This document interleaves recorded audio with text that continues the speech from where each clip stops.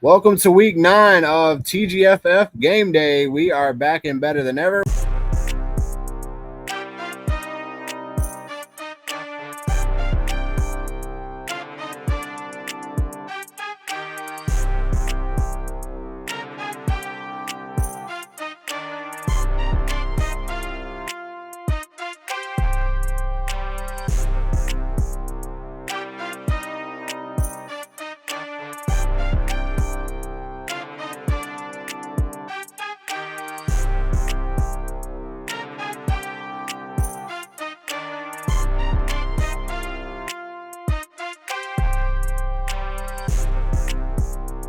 We got our good friends Jay and Mark joining us again this week for another fantastic show. We want to welcome you guys in to another episode and another fantastic week of games. So, Jay, talk us through a little bit about what went on with last week.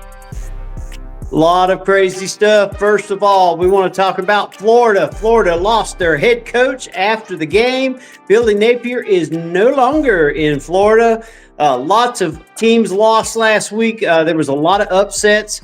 For sure, we want to definitely talk about Clemson losing to SMU. South Carolina was unfortunately lost to Oklahoma. Furman got just manhandled by Wofford. There was a lot of different things that happened this past week.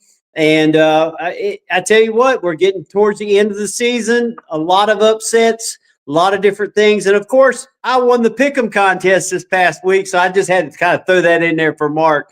But anyway, it was a great week for everybody that loved football because, honestly, we all love to see some upsets. We don't love everybody to go unbeaten. We want to see these teams that – no one says they have a chance. Get out there and get the W and make a name for themselves. I love it. So tons of amazing games last week on the slate. So Memphis taking an L to UAB was a big one as well. We also had the Auburn Tigers going down again for the fourth time. We had the Holy War, which was BYU Utah. BYU coming out on that one. And then we had the old school Notre Dame USC rivalry last week. Notre Dame winning that game as well. So lots of good stuff. A lot of good games that were on the slate. And then we got another good slate again this week, Jay. So just wanted to give our shout out to that part of our show, though, is going to be brought to us by our good friends over there at Arden's Burger and Grill. Make sure you go see Donnie and Angie over there at the Central South Carolina location. And make sure you get those double dip wings because they are good as gold. So thank y'all so much for doing that as well and for sponsoring us and being a good supporter of our show. So we appreciate y'all joining in. We got another good slate coming up. We're going to start our week this week with our good friends over at the Coaches Box. They are going to give us the recap from the Southeastern Conference.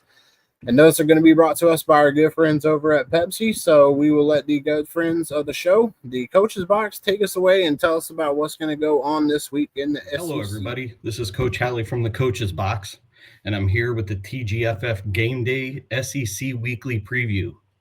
This SEC Preview segment is brought to you by Pepsi. Whether you're gearing up for game day, hanging out with friends, or just need that perfect, refreshing break, nothing hits the spot quite like an ice-cold Pepsi. Bold, crisp, always refreshing. Pepsi is the taste that fuels the moment. So crack open a Pepsi and enjoy yourself some SEC football. I'm going to cover 3 games for you this week. We're going to talk about Ole Miss and Oklahoma, Texas A&M and LSU, and Mizzou and Vandy. 3 games that both match up ranked teams against each other. And they all look to be exciting in their own way and very different types of teams that from each week to week, and you never know which one's going to come. So much parity in the SEC. First off, we're going to talk number 8 Ole Miss at number 13 Oklahoma. This one's gearing up to be a really good game that's probably going to be ruined by really crappy weather. It's supposed to rain and be wet for that noon kickoff in Norman, Oklahoma. This at first I thought was going to be a game between 2 quarterbacks. It's going to be Mateer versus Chambliss, and which one can solve the defensive backfield of the other defense faster and then use their legs to get them into the game. But this game, with the weather that they're predicting, is going to turn into a trench warfare. You're going to see which running backs and which running game from which team is going to take control, and which offensive line and is going to be able to control which defensive line, and that will determine the game. As of right now, the over-under is set at 54.5, with Oklahoma being a 5.5 point favorite and climbing over the last few days. It's gone up a point at least in the last couple of days. I don't see them getting anywhere near this. This is going to be a low scoring. I think it's going to be under it. I think you're looking at like 24-21 or 27-21 Oklahoma. I just think that their run game, especially with Mateer's feet and him being 2 games back and being healthy from his injury, I just see Oklahoma at home in the weather with their run game and their quarterback. I see them being the one that gets the win here in this one. So I think you're going to see number 8 Ole Miss go down on the road. I think that would be their second loss of the year, I believe. Probably should have confirmed that before I started this, but the Rebels just it would be their second loss. Both teams are sitting at 6-1, so I just see Oklahoma getting this win, especially in the weather. If the weather was any better, Oklahoma or Ole Miss would have a better shot. But in this weather, the run game from Oklahoma and the offensive line, which is much improved from last year for Oklahoma, I think wins this game at home. Our second game we're going to cover is another 2. It's going to be number 3 Texas A&M, the surprise Texas A&M this year. I don't think anybody saw them coming in at 7-0 at this point of the year. They're taking and going to LSU, number 20 ranked LSU, who have struggled, and Brian Kelly is on the hot seat. I like Brian Kelly. LSU was my pick to win the national championship at the beginning of the year, and I thought it was going to be, but the wheels have started to fall off this at this point. Garrett Nussmeier has not been the quarterback that I and we all thought he could be within this offense. But it just, something's missing with that LSU team this year. And I don't know what it is, but and today's no different. I think this might be really close to the end of Brian Kelly's rope in LSU, especially with an undefeated Texas A&M. I'm going to say going to Death Valley. It's a night game, a 6:30 kickoff at LSU, and it is really hard to win night games at LSU. But I think Texas A&M gets a 31-17 win over LSU in this one. I just don't see Garrett Nussmeier and that LSU offense being able to keep up with Marcel Reed and that Texas A&M offense. He's been really good. Marcel Reed has been over 1,800 yards passing, 15 touchdowns to only 4 interceptions. It's just their running back have 400 yards rushing. But this is about the pass game. This is about Marcel Reed, and this is about the LSU defense, who has struggled to handle quarterbacks that are mobile and can throw the ball a little bit. Let's look back to Diego Pavia at Vanderbilt from last week with LSU. Now, that shows A&M has not won at Tiger Stadium since like 1994. I think that ends this time. But Texas A&M has been really good, and I'm going back against my national championship pick from earlier in the year. This is going to be Texas A&M 31-17 over LSU. The wheels continue to just fall off the Tigers at this point. The real question will be, how long will it take them to realize that Brian Kelly's not the answer as head coach, and they move on to somebody else? And then who is that somebody else? But our last game I'm going to cover is the number 15 my Mizzou Tigers going to Nashville to take on the number 10 Vanderbilt Commodores. This one is game day worthy, especially since nobody saw this coming at the beginning of the year. If anybody at some point in the year had this game as the college game day game of the week, go buy more lottery tickets, because you're just that lucky. So this is chalking up to be, it's a middle of the afternoon, 2:30 p.m. kickoff. This one's going to be decided by which quarterback shows up in the passing game. Both are mobile quarterbacks. Both have done their things. Diego Pavia has been slightly better at the pass game this year than Bo Perbula. But I wonder. Vanderbilt's pass defense is like ranked 92nd in the country. Mizzou's is, I think, in the 80s. So which quarterback can exploit the defensive backfield matchup better is the one that will win.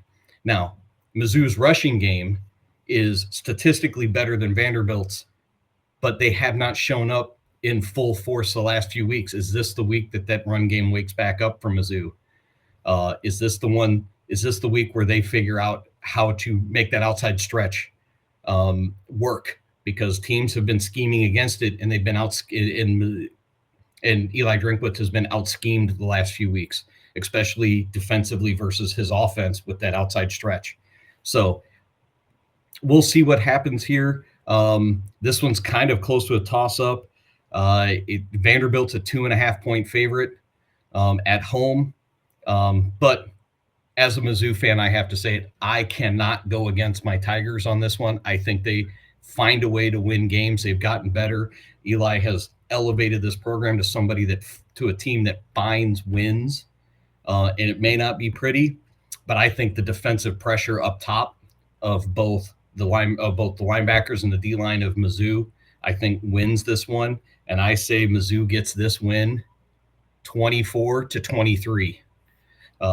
This in Nashville in front of College game day. I think that's just a lot of pressure for Vanderbilt coming off a big win over LSU that nobody really saw coming. But this one, I think, goes to the Missouri Tigers.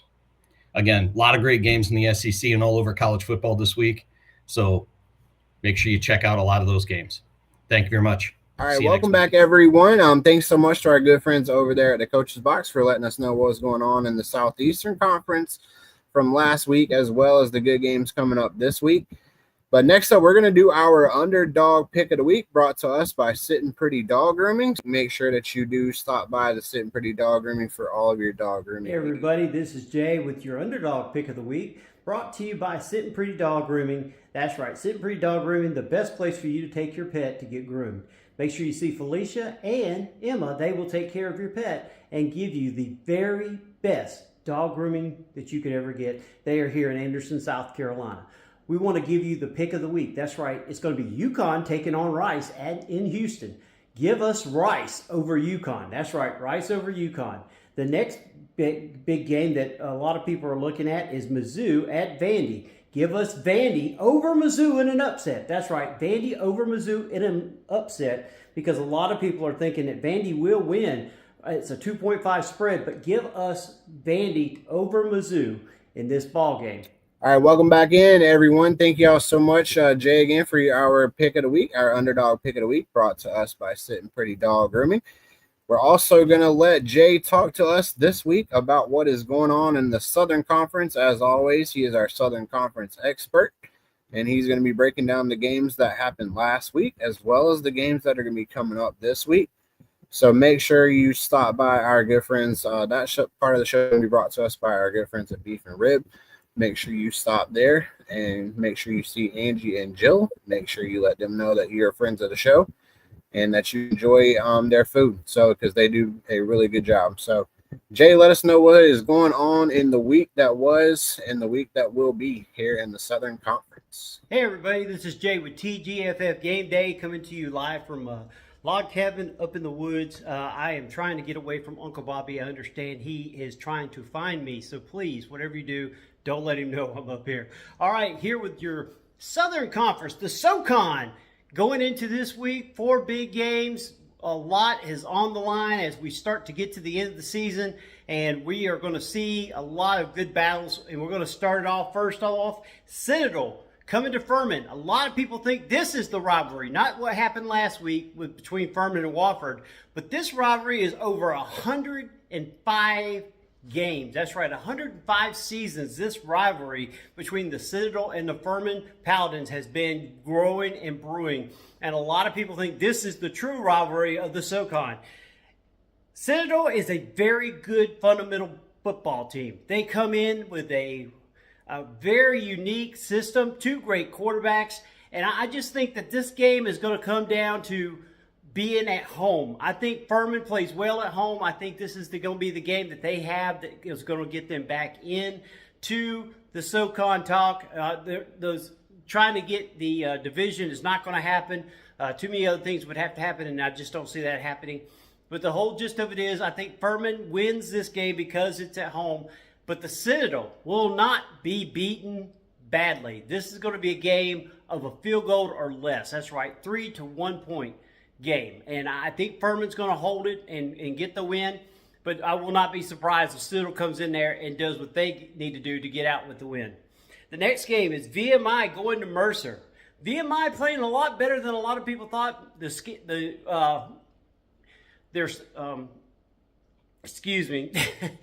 Their ranking as far as how many games they've won and lost doesn't show the way they've played. I think this is a very good football team, but Mercer has started to come around to be the team that everybody thought they was going to be at the first of the year, and they are going to be a team that's going to beat VMI. I think it's going to probably be by 10 points, something like a 24-14 ball game. Give me Mercer over VMI. The next game is UT Chat going to Samford. Both of these teams need a win. Samford did get a win last week over VMI. UT Chat is looking for another win. They've got to try to save their season. I think this is a game where UT Chat goes in, gets the win over Samford, and gets out of there and is now going to be in the mid-pack along with Furman and some of the other ones. Then we go to the game of Wofford versus ETSU. Wofford last week got the win over Furman, played pretty decent. And then ETSU has just been up and down all year. So we don't know exactly what we're going to get. But I think ETSU being at home is what's going to help them get the win this week. Give me ETSU over Wofford. This has been your Southern Conference News and Notes. And we want to thank everybody for watching TGFF Game Day. On behalf of all of us here at Greenville Sports Media, we appreciate your loyalty. We appreciate you coming in, watching the shows. And we want to thank you for all that you do. Well, of course, I also want to thank our sponsor. That's right, Beef and Rib in Westminster, South Carolina. Angie, she is the best cook in the South, bar none. Go down, see her, Jill, and the rest of the crew. They will take care of you. The best meat and three you ever had. Go support our sponsors. We appreciate it. Let them know that TGFF Game Day sent you. You will not be disappointed.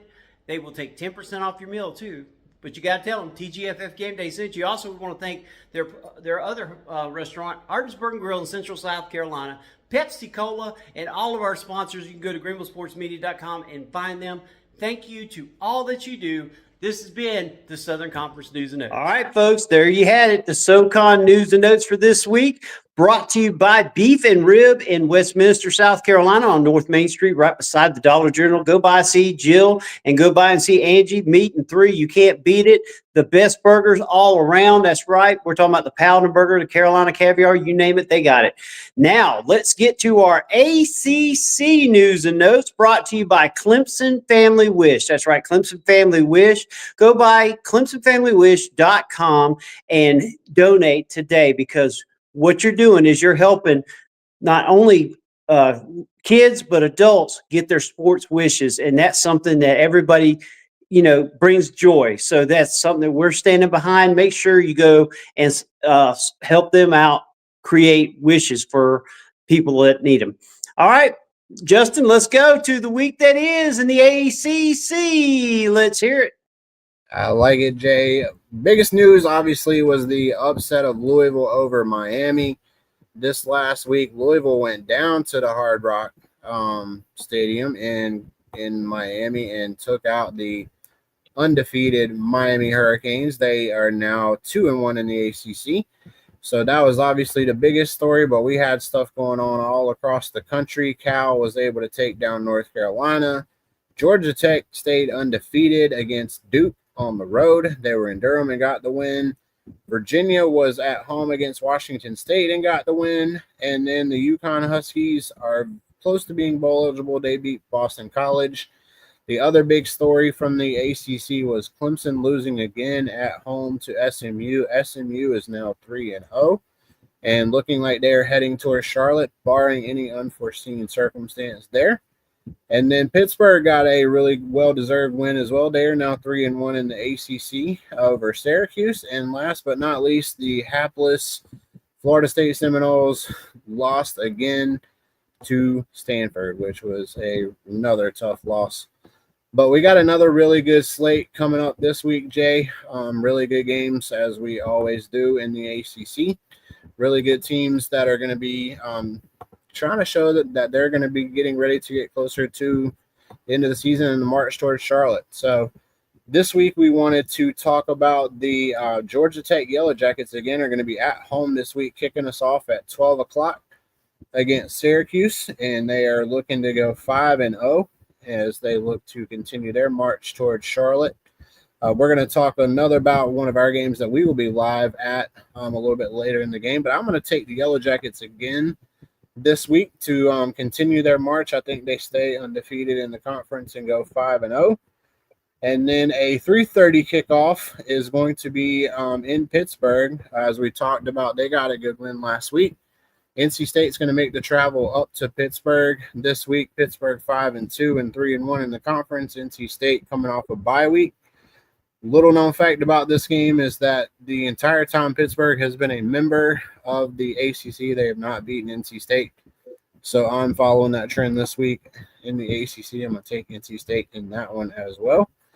And then last but not least, we're going to have Louisville and Boston College. I think Louisville is really making a push towards making it to Charlotte. They've got a way that they can control their own destiny. So they are hosting Boston College this week. Boston College still 0-4, and I think Louisville gets the job done there. So those are going to be our three main games for the ACC this week, and those are going to be brought to us by our good friends over there at the Clemson Family Wish. Make sure you stop by their website as well. Make sure you donate to their cause. They have a really good cause. We really appreciate them sponsoring our ACC segment. So those are your news and notes from the ACC this week. All right. I appreciate Justin giving us our ACC news and notes brought to you by Clemson Family Wish. And now we're going to go to the Big Ten. And this week it's brought to you by our redbubble.com. That's right. Go to greenvillesportsmedia.com, hit the Redbubble link, and you too can get the nice gear for TGFF game day. We also have Furman Joust. We've got all of our different podcast gear that you can get on there, stickers, hats, shirts, you name it. But of course, you're going to want to get the TGFF game day. And that's not Mark doing the interview right there. That's actually me. But anyway, we want to talk about a little bit of Big Ten. And let's go to our boy, our man, the guy that has all the knowledge of the Big Ten. At least that's what we tell him he has. Let's go to Mark. All right, appreciate you there, Jay. Yeah, definitely go check out the site. Get any of your GSM gear, TGFF game day gear. Don't let Jay fool you. That is me doing the interview. He's just trying to play that off. But that's all well and good. As far as the Big Ten right now, Big Ten, like I said, is still a three team race basically. Ohio State, Oregon, Indiana are like your three main teams right now. And Ohio State is off this week. Oregon might as well be off this week. They're playing Wisconsin, and Wisconsin is just a mess down there at Camp Randall. So Oregon basically will take that one. Last week, no real surprises. USC losing to Notre Dame, even though I did pick USC in that game. Notre Dame that was the one win they needed to get, to have a chance of making the playoffs since they lost their other two big games. So USC didn't come to play. Lincoln Riley. I do think we need to talk more about Lincoln Riley and what he's doing at USC, because he really has not done what he is expected to do since coming there. Like I said, there's still a medium the road team, and they brought him in there to do a lot more than what he's doing. So, we talked about James Franklin. James Franklin was just, I agreed with his getting fired. I like James Franklin. I think he's going to go somewhere else and be a very good coach. But, like I said, he was just a year out of being in the playoffs, and Lincoln Riley hasn't even sniffed the playoffs yet. So, I think we need to talk more about Lincoln Riley. Should be on the hot seat when it comes to USC. 3 games this week at the Big Ten. Like I said, it's going to be more about the teams wanting to be the medium of the road type of teams this week. Like I said, Oregon, Ohio State, and Indiana are your 3 main teams right now. The other ones are just trying to, keep track. So the first game we'll talk about is going to be a rivalry game, Michigan and Michigan State. Michigan, Bryce Underwood, Justice Haynes. You know, Bryce Underwood, I still think continues to get better and better. I love the talent that he brings there. And that Michigan defense is still very, very tough. Like I said, I don't think that they're a 14 and a half point favorite. I think I would take Michigan in that game. And I think if I was a betting man, I would take them and I give the points away as well. Because I think Michigan will probably win that game by at least 17 points. Mark, I like your take on that one. I'm gonna follow you right behind you this week. I do like the Wolverines as well. I do like the quarterback as you mentioned. Give me Michigan this week in a blowout. All right. Next one we're gonna talk about is really one in the beginning of the season. I wouldn't even thought that we would even really be talking about, but it's Northwestern against Nebraska. Northwestern, you know, is really overperforming right now. I think we really need to talk more about Pat Fitzgerald and the job he's doing at Northwestern. You know, he's had opportunities to leave and go other places, and he's stuck it out there. He's doing a very, very good job. Matt Rule has brought Nebraska back into the fold, is where they're being a lot more competitive. You know, when you bring in Dylan Raiola as their quarterback, he's definitely coming a long way and one of the better players in the Big Ten right now. However, Preston Stone at Northwestern is playing really, really good as well. I got to see him firsthand against Penn State. He made our defense really look bad, and so Northwestern, I'm going to take in this one in a very, very close game. So, Mark, if you had told me halfway through the season that Northwestern would be 3-1 in the Big Ten, I probably would have laughed you off the stage. Nebraska is also playing much better football too, though. But Northwestern is looking to get bowl eligible, as is Nebraska this week. Nebraska's looking to stay at home. They're at home this week. They're 2-2. And I do like Matt Rule, though, this week. So I'm going to take the Cornhuskers at home. I think they do get it done with Dylan Raiola. He is playing at a really high level. So I'm going to take them this week.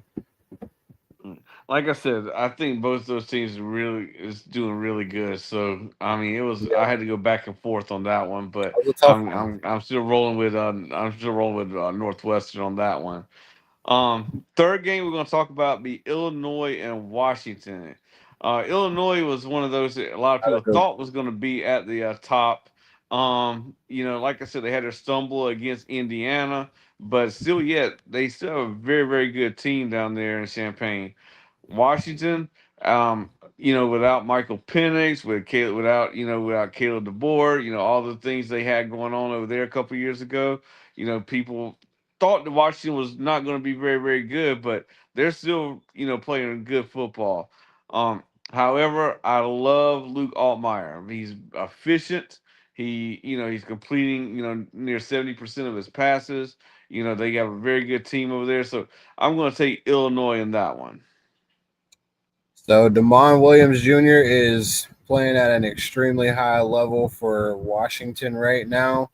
They also got running back Jonah Coleman is one of the top leading rushers. He's got 12 rushing touchdowns. They're also at home, Mark. So I'm going to take Washington this week. Thanks again, Mark, as always, joining the show. You are also doing an amazing job. That segment is going to be brought to us by our friends over at redbubble.com. Make sure you get your gear over at redbubble.com. Get that TGFF hat that Jay's rocking right now. So thanks again, Mark. We're going to be able to look back again next week, see how we did. So thank you again, as always.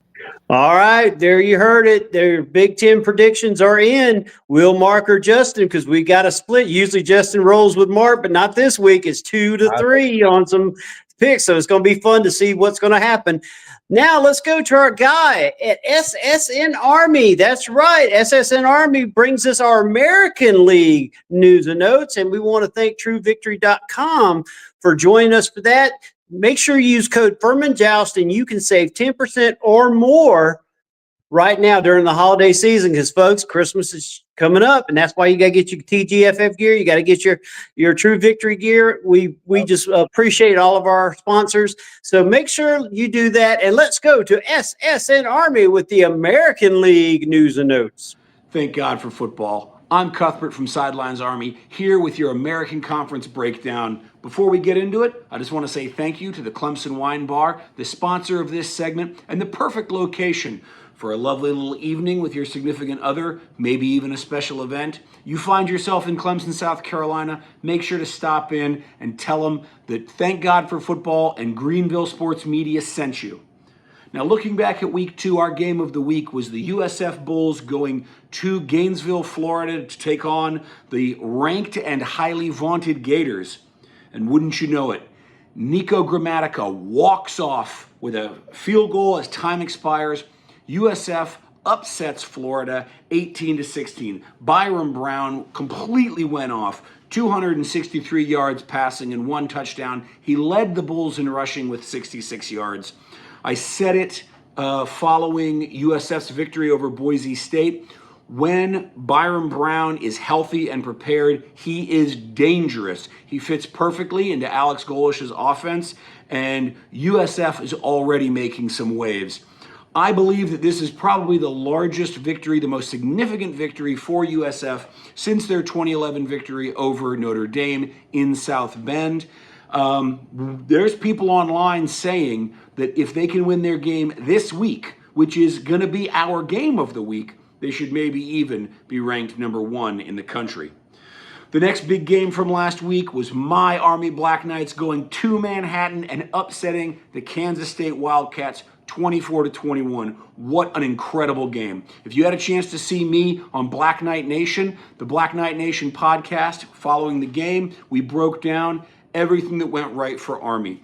Backup quarterback Cale Helms, junior quarterback. He looks to be the second coming of Bryson Daly.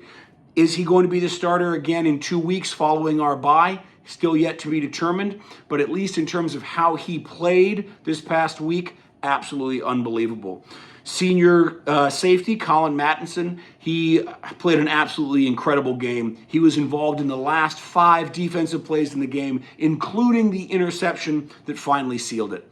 Army had 40 minutes time of possession, absolutely grinding down that Kansas State defense. A quintessential Army victory, knocking off a P4 powerhouse. Boy, oh boy, was it good to be an Army fan last weekend. UTSA played host to Texas State.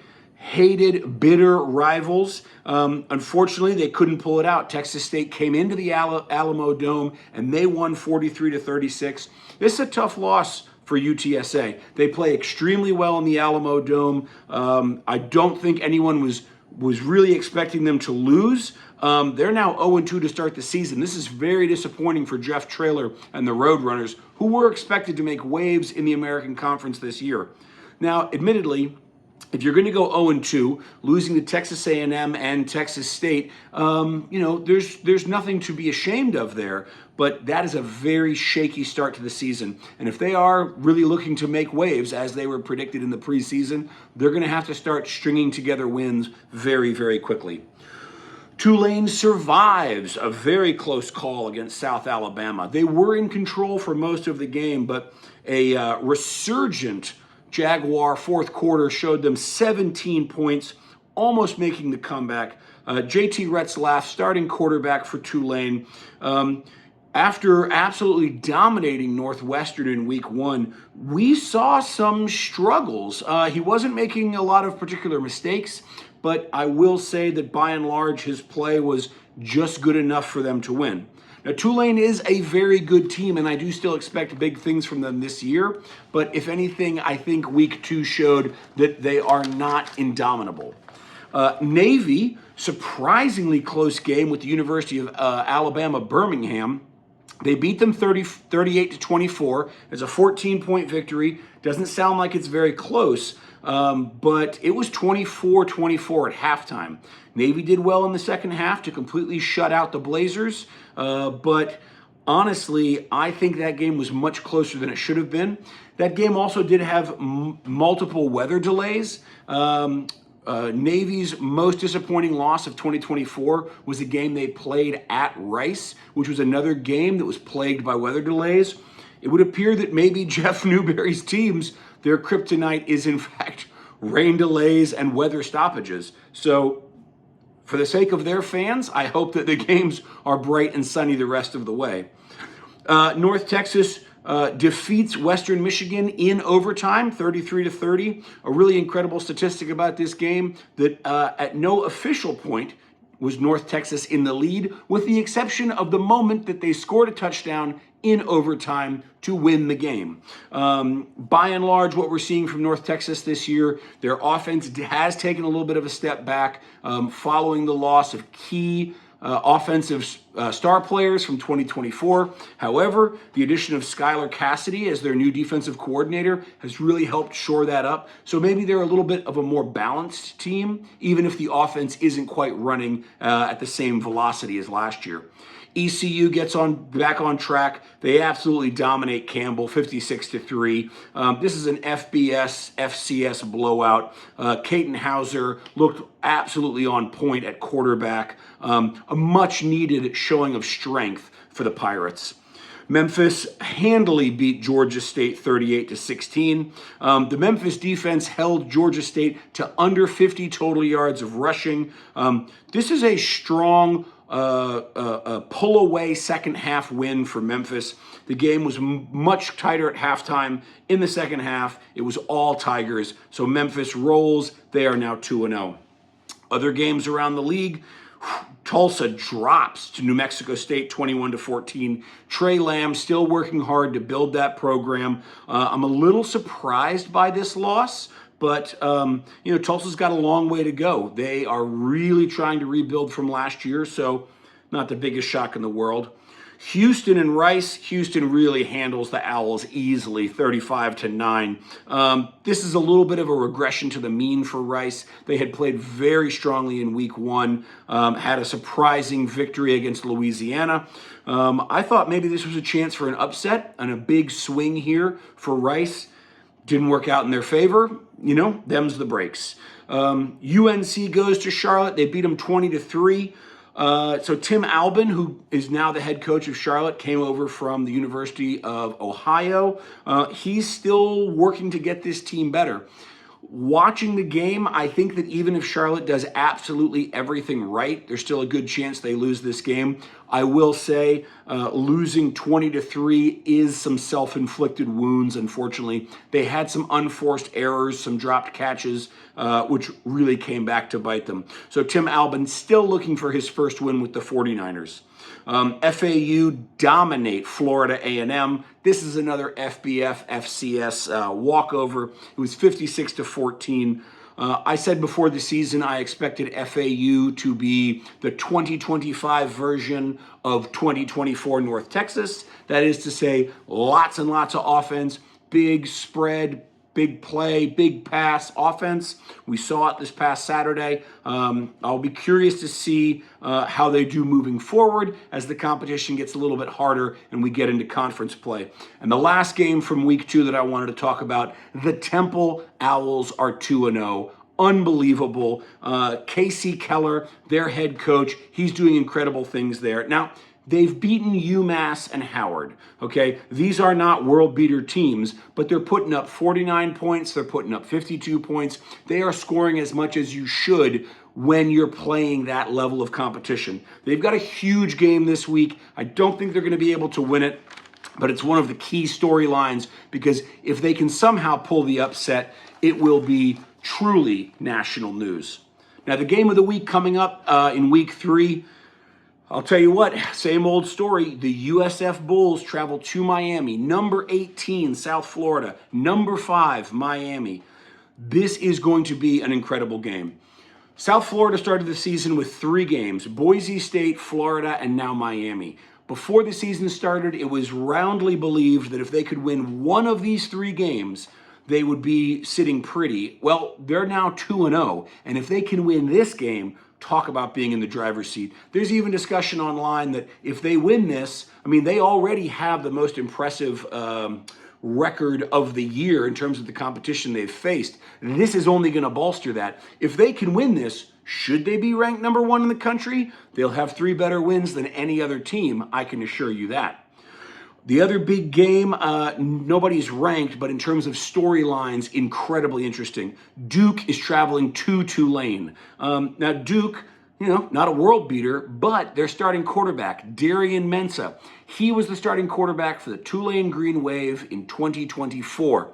Following the season and that oh so painful loss to my Black Knights in the AAC, then AAC, now AC championship game, he took that NIL money, he jumped to Duke. He is coming back to Tulane for the first time. It's going to be packed. This is a huge game for the Tulane program. If they can put Duke down, it'll just do wonders for that team. Washington State, 2-0, traveling to 2-0 North Texas.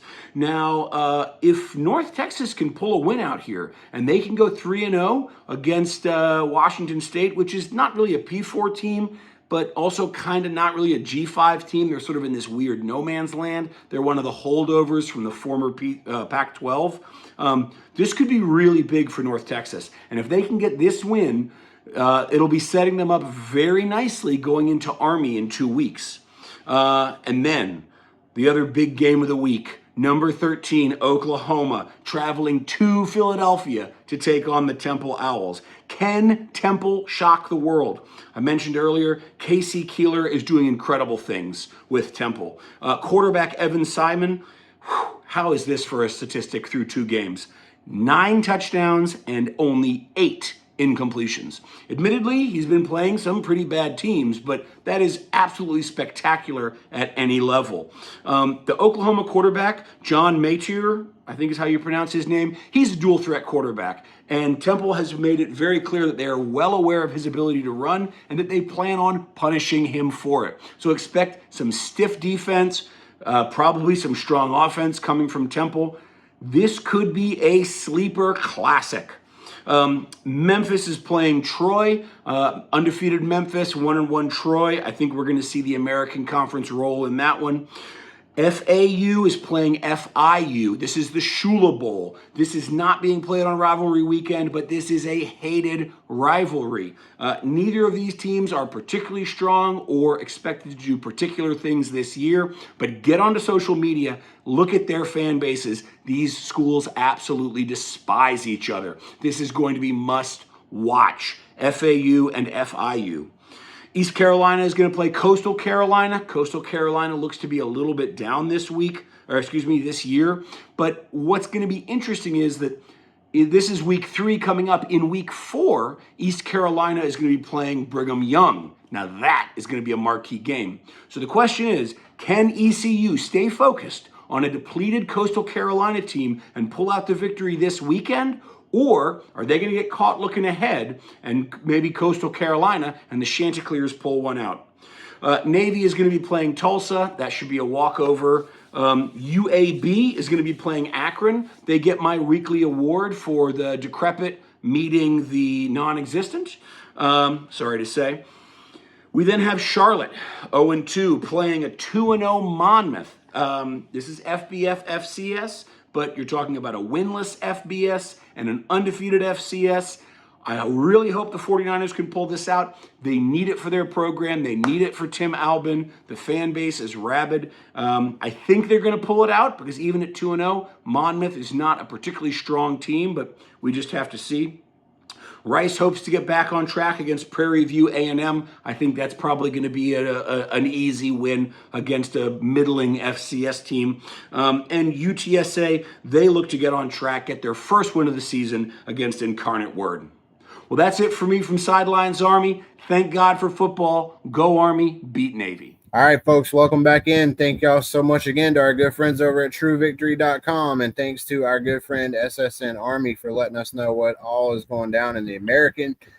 And then next up, Jay, we're going to be doing our Doobie Energy segment of the week, which is going to be our good friend Jordan. He's going to be talking to us about what's going on in the Big 12. So, Jordan, let us know what happened last week and let us know what's going on this week. What's up, guys? Jordan here with you with Greenville Sports Media. We're going to be covering all things Big 12. Week 6 college football. Let's get right into it. Friday night, October 3rd, we got BYU playing at home in Salt Lake against West Virginia. No real reason that West Virginia is going to even be in this game. The spread's minus 19.5. Big news coming out of Salt Lake City, LJ Martin will not be playing in tonight's game. But even though LJ Martin's not playing, Bear Bachmeier has been playing very, very well, throwing the ball, passing the ball. So I don't really see any reason why the West Virginia Mountaineers will even be close in this game. Something of note, the one game that BYU played against I'll call it a real team, they almost lost last weekend against Colorado, 24-21. But I don't think that the West Virginia Mountaineers are anywhere near the caliber of Colorado. So with that being said, BYU is going to win by 1 million. Next game, we got the number 14th ranked Ohio State Cyclones heading on the road, going to play Cincinnati. Brendan Sorsby has been very, very good. The issue with the Cincinnati Bearcats is they don't have a lot to offer. Brendan Sorsby is the leading passer, of course. He's the leading rusher. And the leading receiver only has 273 yards, and that's Cyrus Allen. So as far as that, they don't offer a lot. So if you can block Cyrus Allen, which, breaking news, maybe not breaking news, Iowa State is without both of their cornerbacks for the rest of the season due to injury. So sneaky game. Iowa State heading into Cincinnati. It's a 9 a.m. start on the West Coast. If Brendan Sorsby can air out the ball, Cincinnati might have a chance. With that being said, I am picking Iowa State to win, even though they are the underdog. The line's currently sitting at Cincinnati minus 2.5. Favorites going at home. It's just a really, really fishy line. So with that, Iowa State goes in, gets the job done. People are going to continue to hate on the Big 12 if Iowa State doesn't win this game. Last game, another very, very sneaky game, even though the line is very, very favoriting of Texas Tech. They're going to Houston. Houston is one of the only other undefeated, unranked teams in the Big 12. They beat Colorado by 20. They shut out Stephen F. Austin. They beat a sneaky bad good at Oregon State. It's still out. I don't really know if they're good or not. But snuck away with a win in Corvallis. So they come home. They got a night game, 7 p.m. start in Cincinnati versus number 11 Texas Tech. The Texas Tech needs to put them away. You can't let Cincinnati play with their food. You can't let Houston in this game. Texas Tech needs to be up by at least 21 at the half, and they need to just ride the QB play, ride the defense. The spread's only 11.5. You need to win by 21 plus. Everyone's been saying Texas Tech belongs in the top 10. Texas Tech belongs in the top 10. This is your opportunity to move to the top 10. You're ranked in number 11 right now. You have a very terrible game next week. You can't afford to have a quote unquote close game when you have so few meaningful games late in the Big 12. The only other real meaningful game that they're going to play this season is on the road at Arizona State. Other than that, you have home against Oklahoma State, on the road against a very piss-poor Kansas team, and at home against UCF, and then on the road again at another very piss-poor West Virginia team. You need to show who you are. You need to show why you have that number 11 next to your name. You need to make sure that the voters realize who they are. So Thanks for tuning in. Hope to see you all next week for Big 12 Breakdown. As always, Jordan is our guy from over at the Big 12. Thank you so much for letting us know. Welcome back in again. Jordan's segment was brought to us by Doobie Energy Drink. Thank you all so much for all your energy needs. Get your Doobie Energy on. And then this week, Jay, we got our time for the picks of the week. So you know what that time it is. It's the Cheerwine picks of the week. So y'all been seeing it scrolling all down the bottom. So it is now time for us to go round robin. So let's get our picks in. Jay is obviously going to try to take the reins from last week. You know, we all didn't follow his lead. So maybe we'll try to do a little bit better this week. So first up, we're going to do USF Memphis. So Mark, let's try to beat him this week. Well, first of all, like I said, I think I've been winning like every week all the way up until now. So, you know, he wins one week, so we're going to hear about that for the rest of the season. However, USF Memphis did take the loss last week. You know, in a big upset against UAB. It doesn't get any easier with USF and their quarterback. So, I'm going to go with South Florida this week. Jay, who you taking? Well, as much as I want to gloat, Mark still has a 2-game lead right now based on the record. So we're going to erase that 2-game lead, but it won't be on this game because I, too, think USF beats Memphis, even though it is at Memphis. The Double B's, that's my guy. He is from our state. Give me Byron Brown. Give me the USF Bulls. I'm taking them to win this league as well now. So next up, we are going to hit up UConn and Rice. So Jay, I'm going to let you take that one first. All right, this game, I've been looking at it. UConn has been a pretty decent ball team this year. They're not anything to write home about, but they are a decent ball team. Rice has had an up and down season. Some games they look like they could contend for the conference, and in some games they look like they should be in a lower conference. So I think that this game is a game that Rice needs more than UConn. It is being played in Houston at Rice. Give me Rice in this game. 24-12. Mark, what you got this week? Do you know that UConn has thrown 246 passes this year, has not thrown a single interception? That crazy. is absolutely ridiculous. Really, really good, really good stats. UConn's been up and down. Rice has been up and down. I hate to say it, but I think I'm going with Jay on this one, though. I'm going to take Rice on this one. All right. So y'all know me. I'm an ACC enthusiast. So I'm going to go ahead and make this a promotion for the UConn Huskies to be the next member of the ACC. Jim Mora, go ahead. Bring yourself on down. Let's go ahead and get it done. UConn, you got this one. So next up, we're going to continue on our weekly slate, weekly picks. Jay, we're going to let you start this one out. We're going to let you start out with UCLA and Indiana, and then we're going to get our expert from the Big Ten. Well, we've already seen UCLA have one big upset this year. And I was sitting here looking at this game, and I'm like, could this be the game that I know Mark picks Indiana, and I need to go away from him? Give me UCLA in the upset over Indiana in this game.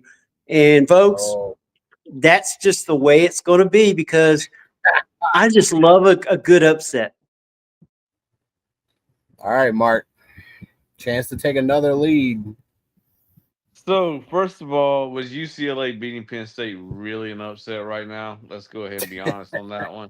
It was at the time. At the time, yes, it was an upset. At hindsight, now looks like Penn State might have been the upset. They would have won.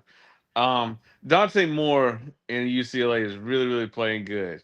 If you watch him, the biggest thing is he plays on the West Coast. A lot of people do not get to see him, but he is putting up Heisman type numbers. So he's definitely came away. But I mean, like once again, I kind of went back and forth on this one, but Fernando Mendoza in Indiana, that offense is absolutely insane.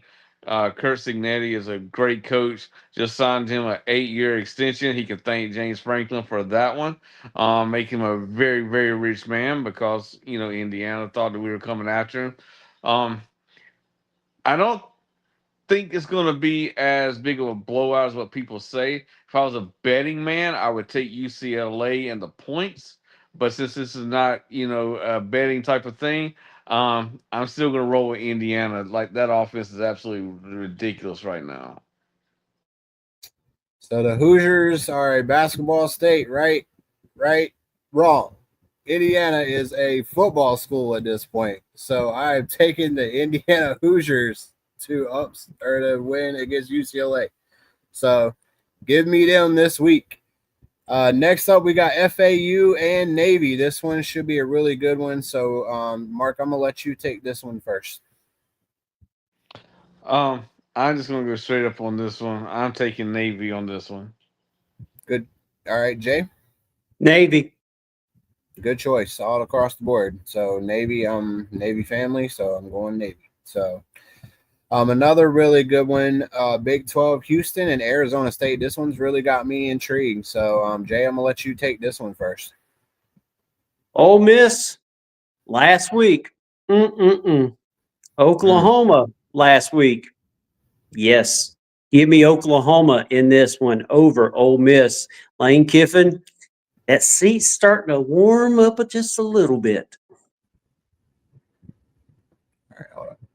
All right, next up, folks. My bad. Yeah, no, you're good. Next up, folks, we're gonna be doing the Houston and Arizona State. So Jay, go ahead and take that one away this week. Houston's going into Arizona State. Arizona State team, they got a big win last week. Give me Arizona State all day on this one. I like it. Jamart, who you got this week? Sun Devils or? No. I was forced to give our good friend Jordan a apology earlier in the week. Mm-hmm. Since I did absolutely call him out by name, his Arizona State Sun Devils. Texas Tech let me down last week. They did. So I had to eat crow on that one, but I can take my medicine. However, I'm rolling with Kenny Dillingham and the Sun Devils this week also. Yep. Dilly, the pitchforks are out this week. So give me Arizona State as well. We're gonna go across the board on that one. So next up, now we're gonna be able to talk Oklahoma and Ole Miss in the Southeastern Conference. So Jay, tell us about that one first. Lane Kiffin didn't get the job done. He's not getting it done in this game. Give me Oklahoma in this one. I like it. Mark, who you got? Of course, you would say that, Jay. I mean, Brent Venables is the coach there, so I kind of know where you're going on that one. However, like I said, this is going to be the classic great offensive mind, Lane Kiffin against Brent Venables, who's a defensive genius. So, really and truly, this is going to be a lot of fun to watch. It's going to be who can really play the best. Trinidad Chambliss over there in Ole Miss. If nobody has ever heard of him, you need to check out his story because, like I said, he is absolutely playing really, really good. Oklahoma's defense is tough to figure out, though.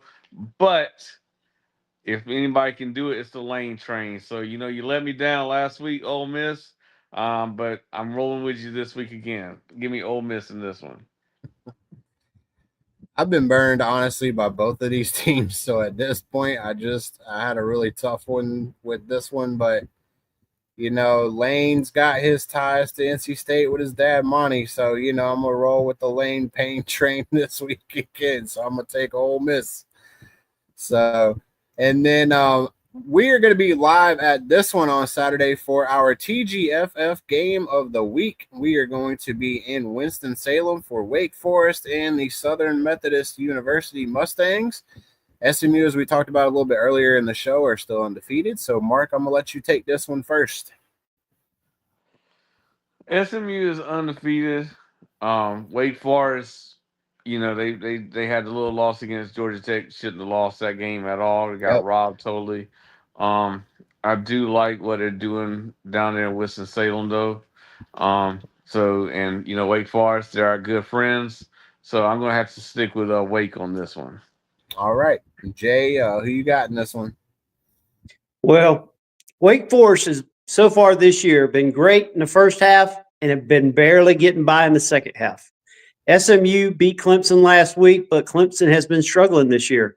So Mm-hmm. on this one, I was going back and forth, but I'm telling you right now, in this game, Wake Forest gets the win over SMU and solidifies their spot up there in the top of the ACC.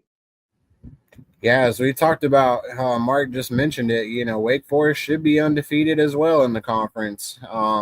SMU really took it to Clemson last week. I had a really tough time with this one, but I think realistically, it's really tough to win on the road in the ACC. And because we're going to be there live, I think we're going to be able to take Wake Forest at home. I think Coach Digger's done a really great job there with that team in his first season. So I'm going to ride with the Demon Deacons this week. I think Damon Claiborne still is a factor in this game. So I think he gets it done. And I think the Wake Forest defense is playing really well too. So I think they get that job done. So thank y'all again so much. As y'all know, we always enjoy doing our picks. Cheerwine is always going to make sure that you are staying fresh and refreshed. So make sure you stop and get your Cheerwine at your local shopping spots. So, well, Jay, it's that time, Oh, no. somewhere, you out in the middle of the desert. You never know where Bobby's going to be. So, Well, he's but, been following me because I had to come away from my normal GSM studios, and I'm now in a log cabin out in the middle of Point RV at Lake Hartwell. I feel like Bobby's out there somewhere. I got a strange feeling he is because I keep hearing noises. I heard loud burps. I mean, somebody waved a flag in front of the window that said Mark's the best. I don't know what's going on, but I got a feeling Bobby's behind it. I got a feeling Bobby's somewhere around there, and I feel like he's going to give us some crazy picks again this week, Jay. So Oh, Lord. let's just see if we can avoid him and see if we can maybe find a Bobby trap or something maybe next week. Hey everybody, it's Uncle Bobby. I found Jay, but before I do jump on him, I'm gonna tell you what I think this week. Uncle Bobby Pick of the Week. That's right, brought to you by the Point RV at Lake Hartwell, not too far from where Jay is. See, he's in a log cabin. I know where he is. He's been a hunting whitetail.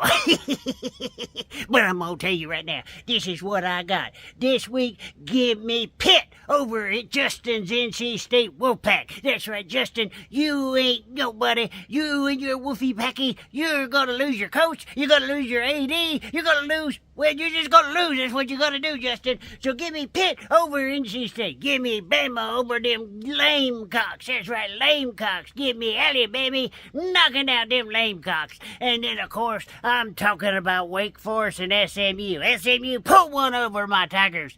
Well, guess what? You're going into Deaconville, and they're gonna get whooped. That's right, give me Wake Forest over SMU in a big game for Wake Forest, and it's gonna propel them to the bowl season. Woo-wee! Uncle Bobby and TGFF Game Day, bringing you the picks that you want and the picks that you might not want, but it don't matter to me because I'm brought to you by the Point RV. Now to go get welcome Jay. back to the show, folks. I just every week I get so dumbfounded by what this dude is doing and where he's at. Jay, do we need a police escort for you out there at Lake Hartwell this week? I mean, I got a feeling that he's got something against you, Justin. He just loves talking about your Wolfpack team. he enjoys really talking about that. He's been hunting, so I mean, maybe he's got that hunting feeling as a Wolfpack.